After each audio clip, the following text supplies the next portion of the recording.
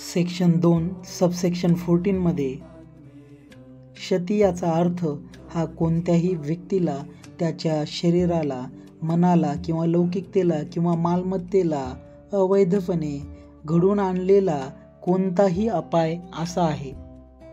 यालाच क्षती म्हणतात, असे सेक्शन 2 सबसेक्शन 14 मध्ये सांगितले आहे. नेक्स्ट सबसेक्शन 15 मध्ये अवैध, इल्लीगल आणि करण्यास विधित बाधित, म्हणजे जे करण्यास तुम्ही मॅन्डेटरी आहे, जे एखादं काही गोष्ट करण्यास तुम्हाला लिगली बॉन्ड टू डू, ह्याबद्दल सांगण्यात आले आहे. अवैध हा शब्द म्हणजे जी गोष्ट अपराध असेल किंवा जी कायद्याद्वारे प्रतिबंधित आहे किंवा जी एखाद्या दिवाणी कारवाईसाठी आधार पुरवते, अशा प्रत्येक गोष्टीला लागू आहे. आणि एखादी व्यक्ती तिने जी कोणतीही गोष्ट न करणे हे अवैध असते, ती गोष्ट करण्यास विधित बाधित आहे असे म्हटले जाते. म्हणजे एखादी गोष्ट तिला करणे बाधितच आहे, तिला करणे मॅन्डेटरीच आहे, ते सुद्धा यात सांगण्यात आले आहे. नेक्स्ट सबसेक्शन 16 मध्ये न्यायाधीश याचा अर्थ सांगितला आहे. आपण मागील आय थिंक सबसेक्शन 5 मध्ये आपण न्यायालयाची व्याख्या पाहिली होती. आता ह्या सबसेक्शन 16 मध्ये न्यायाधीश म्हणजे नेमकं काय याची व्याख्या दिली आहे. एखादी व्यक्ती जिला अधिकृतपणे न्यायाधीश म्हणून पदनिर्देशित केले आहे आणि एखादी व्यक्ती, ह्या दोन गोष्टी सांगितल्या आहेत. या एखादी व्यक्ती म्हणजे ह्या दोन गोष्टी सांगितल्या आहेत.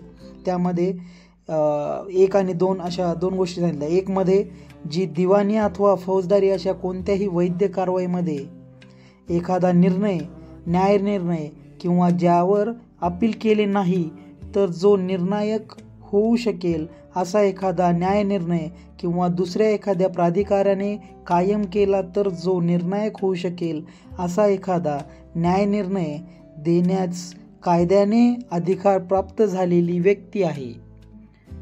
कळले का मित्रांनो? यामुळेच आपण नेहमी बोलत असतो, कलमांची भाषा ही वकिलांचे नंदनवन आहे. ते यातील किचकट व्याख्येनुसार आपल्याला समजतेच. ह्यावर काय बोलायचे किंवा भाष्य करायचे झाले तर मी तर केवळ एवढेच म्हणेल की कलमांची भाषा ही अत्यंत सामान्य पद्धतीने असली पाहिजे, जी की सामान्य शेतकरी, एकदम सामान्य व्यक्तीला, शेतमजुराला सुद्धा ती भाषा समजली पाहिजे. अशा पद्धतीची कायद्याची भाषा असली पाहिजे, जेणेकरून त्यांना त्या कायदा समजेल त्यांना आणि त्यांना त्या कायद्याचा उपयोग करून घेता येईल. जाऊ द्या, तो विषय आपला सध्या तरी नाही आहे. पुढे आपण पाहूया. सबसेक्शन 16 मध्ये सेकंड पॉईंट जो आहे त्यामध्ये न्यायनिर्णय देण्यास ज्या व्यक्तीच्या न्यासास कायद्याने अधिकार प्राप्त झालेला आहे त्या न्यासापैकी किंवा व्यक्तीपैकी एक आहे, याचा समावेश न्यायाधीश ह्या व्याख्येत केला आहे. इथे न्यास म्हणजे ग्रुप, हे एवढं लक्षात ठेवा. जे न्यायालय, जे आपण म्हणतो ना न्यायाधीशांचं, 9 बेंचचे जज होते, म्हणजे 9 जज होते. जसे आपल्याला माहितीच आहे, केशवानंद भारती खटल्यामध्ये ही केशवानंद भारती जो खटला होता त्या खटल्यामध्ये 9 जजची बेंच होती. ती त्याच न्यास म्हणजेच हे बेंच वगैरे. यात उदाहरण घ्यायचे झाले तर ज्या एखाद्या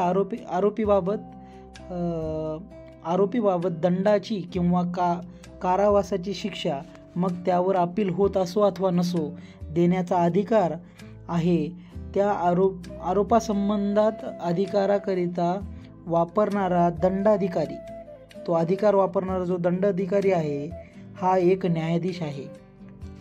कळलं? थँक्यू. पुढील सेक्शन्स पुढील व्हिडिओत पाहूयात आपण.